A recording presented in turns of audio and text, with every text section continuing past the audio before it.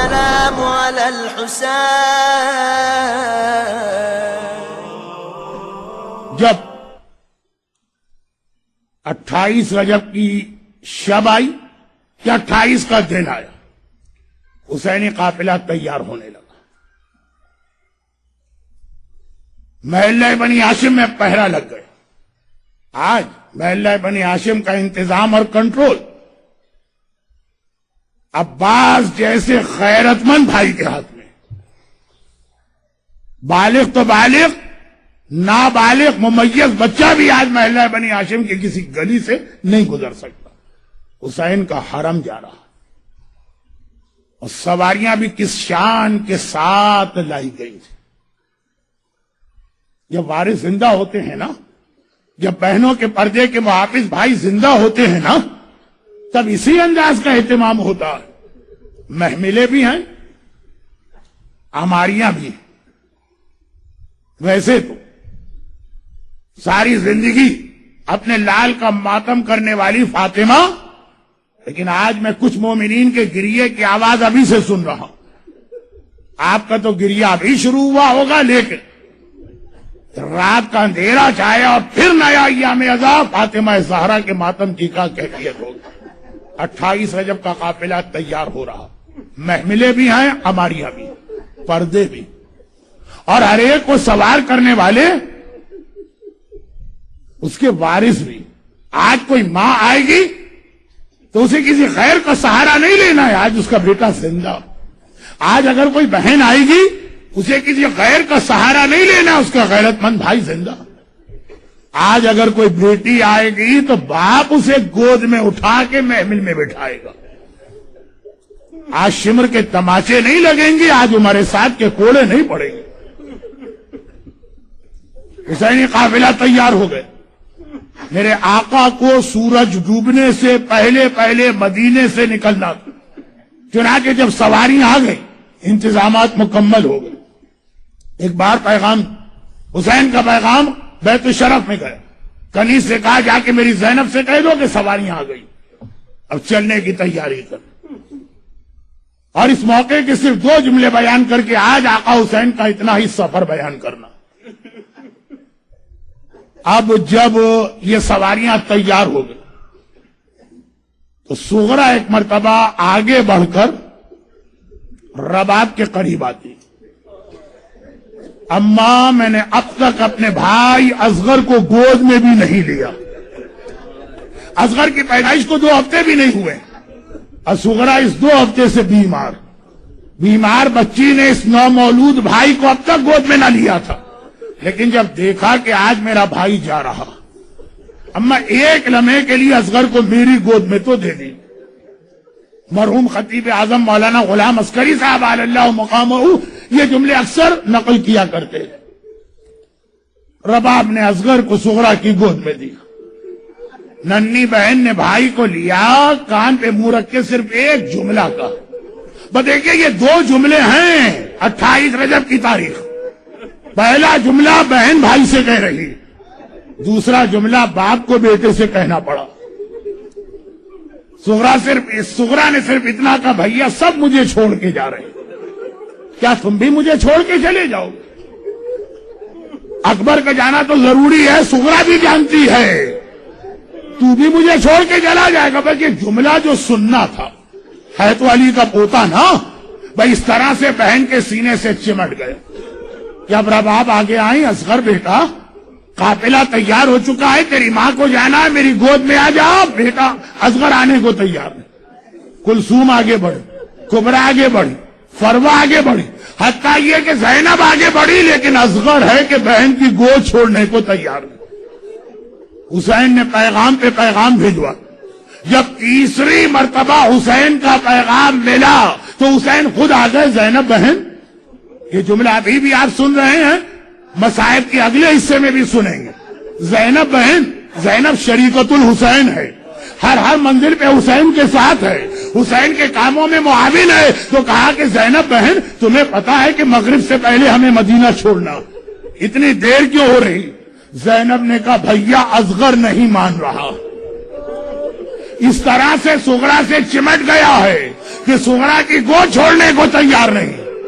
میرا آقا آگے بڑھ, صرف ایک جملہ کا, پہلے جملے نے اصغر کو سغرا سے اس طرح چمٹا لیا, اور اگلا جملہ گویا ایک مرتبہ اصغر اچھل کے بہن کی گود سے باپ کی گود میں آ گیا.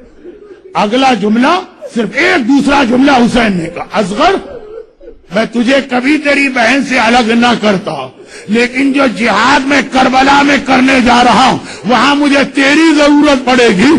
تو میری فوج کا سب سے بڑا سپاہی بنے گا, وہ اتنا سننا ہے, بابا کی فوج کو میری ضرورت ہے. اصغر ایک بار بہن کی گود سے باپ کی گود میں آ گیا.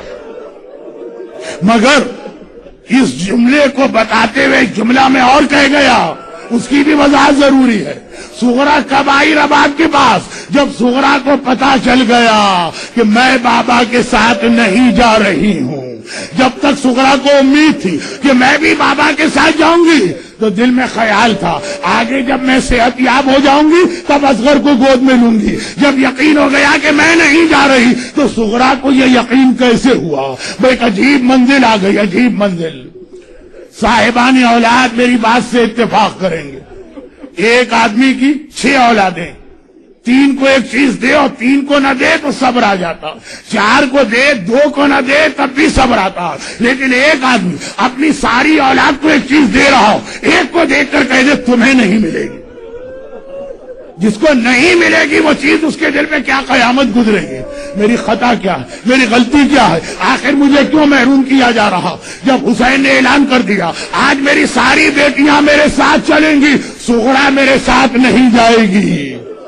سب میرے ساتھ چلیں گے, سغرا میرے ساتھ نہیں چلے گی. ذرا سوچئے, ننھی سغرا کے ذہن میں جا کے دیکھیے, ہائے بیٹی پہ کیا قیامت گزر رہی ہے. ارے میرا بابا سب کو لے کے جا رہا, مجھے لے کے کیوں نہیں جا رہا؟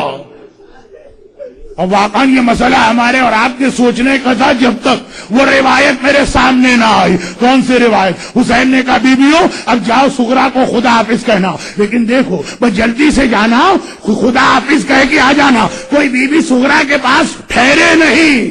حسین کو معلوم ہے سغرا کسی نہ کسی کو اپنا سفارشی بنا کے لانے والی ہے, اور یہی سغرا نے سوچا ہوا تھا. مگر ہر بیوی آتی ہے, سغرا کے سر پہ ہاتھ رکھتی ہے, سغرا بیٹی خدا حافظ, سغرا بیٹی خدا حافظ. اس سے پہلے کہ سغرا کچھ کہیں حکم امام کی اطاعت میں ہر بیوی نے ہاتھ رکھا, خدا حافظ کہہ کے باہر آ گئی. آخر میں سغرا نے دیکھا میری مہربان پھوپھی ثانیہ زہرا زینب کبریٰ میرے حجرے میں داخل ہوئی. سغرا کو بھی معلوم ہے کہ بس یہ میری پھوپھی ہے جو میری سفارش کر سکتی ہے. ادھر زینب نے سر پہ ہاتھ رکھا, سغرا بیٹی خدا حافظ. ادھر ننھی بچی نے تڑپ کے پھوپھی کا دامن پکڑ لیا. پھوپھی اماں آپ کی بیمار بھتیجی آج ایک فریاد لے کے آپ کے پاس آئی ہے. مشکل کشائے کائنات کی بیٹی زینب مدینے بلکہ پوری اسلامی دنیا کی عورتیں اپنی حاجتیں لے کے زینب کے پاس آتی تھی. آج آپ کی بھتیجی آپ کے پاس اپنی حاجت لے کے آئی. بابا سے اتنا کہہ دیجئے مجھے تنہا اور اکیلے چھوڑ کے نہ جائے, مجھے اپنے ساتھ لے جائیں. زینب شریکت الحسین ہے نا, حسین سغرا کو نہیں لے جانا چاہتے, زینب حسین کی ساتھی ہے. چنانچہ تسلی دی سغرا بیٹی گھبراؤ نہیں, بہت تھوڑا سا وقت ہے پھر ہم پلٹ کے تیرے پاس آئیں گے. ننھی بچی گھبرا کے کہتی ہے پھوپھی اماں مجھے پتا ہے کہ آپ تو واپس آئیں گی لیکن میرا بابا نہیں آئے گا. بیٹی کی زبانی باپ کے بارے میں سننا تھا. زینب طرف کی بیٹی یہ کیا کہہ دیا؟ اب وہ گھبراہٹ میں سغرا کہہ اٹھی پھوپھی اماں کل رات کو میری آنکھ کھل گئی, میرا دل گھبرا رہا تھا, گھر والے سو رہے تھے, میں ایک بار حجرے سے صحن میں گئی تو میں نے ایک عجیب منظر دیکھا. گھر کی پچھلی دیوار ہے, وہاں پہ ایک سیاہ پوش بیوی بیٹھی ہے. ہائے میرا لال, ہائے میرا بیٹا, ہائے میرا حسین کہہ کے میرے بابا کا ماتم کر رہی. پھوپھی اماں میں نے پہچان لیا یہ میری دادی فاطمہ زہرا ہے جو میرے بابا کا ماتم کر رہی. ماں کا نام سننا تھا، اب تو زینب سے بھی برداشت نہ ہوا. کہا سغرا چل میں تیری سفارش کرتی ہوں. ایک مرتبہ سغرا کا ہاتھ پکڑ کے زینب حسین کے حجرے میں آئی. اللہ اللہ، یہ دو سفارشیں ایسی ہیں کہ حسین نے سفارش کرنے سے پہلے ہی ایک مرتبہ جواب دے دیا تھا. ایک جب سکینہ عباس کو لے کے آئی تھی، چچا چلے میں آپ کی سفارش کرتی ہوں، اور اس سے پہلے آج مدینہ 28 رجب زینب حسین کے حجرے میں سغرا کو لے کے داخل ہوئی. حسین نے منظر دیکھا، امام وقت ہے نا، امام زمانہ ہے نا، سمجھ گئے. کہا زینب بہن میں سمجھ گیا سغرا کو کیوں لا رہی ہو. زینب سغرا کی سفارش نہ کرنا، میں اپنی ہر بچی کو لے جاؤں گا مگر سغرا کو لے جانے کو تیار نہیں ہوں. اب زینب پریشان ہوئی، بھیا آخر میری سغرا کی غلطی کیا ہے. عجیب جواب دیا آقا نے، پتہ نہیں آپ اسے برداشت کر پائیں کہ برداشت نہ کر پائیں. عجیب جواب دیا میرے آقا حسین نے. حسین نے کہا زینب میں اپنی ہر بیٹی کو لے جاؤں، سغرا کو نہیں لے جا سکتا. ارے ہم اور آپ پوچھے مولا کیوں؟ تو حسین کا جواب یہ ہوگا میری باقی جتنی بیٹیاں ہیں یا وہ میرے نانا رسول خدا کی شبیہ ہے یا وہ میرے بابا علی مرتضیٰ کی تصویر ہے، لیکن میری سغرا میری ماں فاطمہ زہرا کی شبیہ ہے. ہائے حسین، بازار کوفہ، دربار شام، بنوائے ہائے نامحرموں میں حسین اپنی ماں فاطمہ زہرا کی شبیہ کو بے مقنع چادر کیسے دے.